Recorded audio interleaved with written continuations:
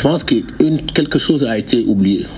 Lorsqu'on a révisé la Constitution, on a dû oublier de prévoir des dispositions transitoires.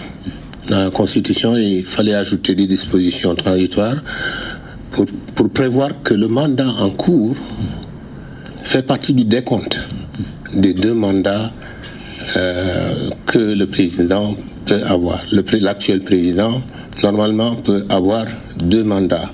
Mais ce mandat en cours, le mandat, celui qu'il exerce depuis 2012, si nous appliquons la Constitution à la lettre, on peut considérer qu'il ne fait pas partie du décompte. Ce qui fait que le président Macky Sall, en 2024, peut envisager de briguer un 3e mandat, comme l'avait fait le président Wade. Ah bon? Parce qu'il n'y a pas de disposition transitoire dans la Constitution qui prévoit justement que ce mandat en cours fait partie du décompte. Il est possible de le rattraper ou le coup est déjà parti? Ah ben il est possible. Vous avez parlé de révision constitutionnelle tout à l'heure. Il est possible de le rattraper. Et il faut le faire. Je souhaite. Il faut le faire pour clore le débat et même décourager toute mauvaise intention, des esprits mal intentionnés. Je ne dis pas qu'il y a mauvaise intention. Je ne dis pas que la chose a été faite exprès. Oui. Je constate seulement qu'il n'y a pas de disposition transitoire et que juridiquement, si on applique la jurisprudence du Conseil constitutionnel à l'occasion de l'affaire de la 3e candidature, du 3e mandat du président Wade, eh bien, juridiquement, le président Macky Sall pourrait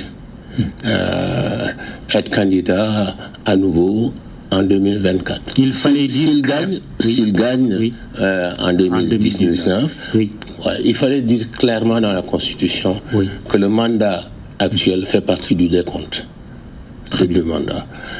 Mais malheureusement, j'ai eu l'occasion de le dire d'ailleurs à l'occasion d'une table ronde organisée en ville, au Café de Rome, mais on m'avait rétorqué que non, c'est 2 constitutions différentes. Mais je n'ai pas eu le temps de répondre parce que ce n'est pas une question de 2 constitutions différentes, c'est une question de succession de lois dans le temps.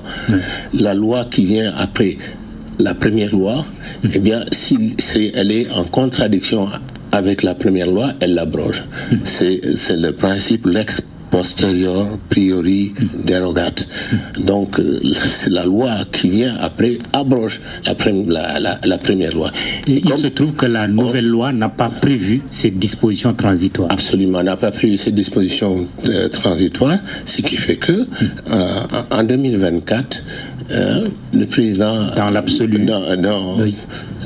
Oui, dans le droit lui permet... S'il est réélu en 2019, le droit lui permettra d'être un nouveau candidat.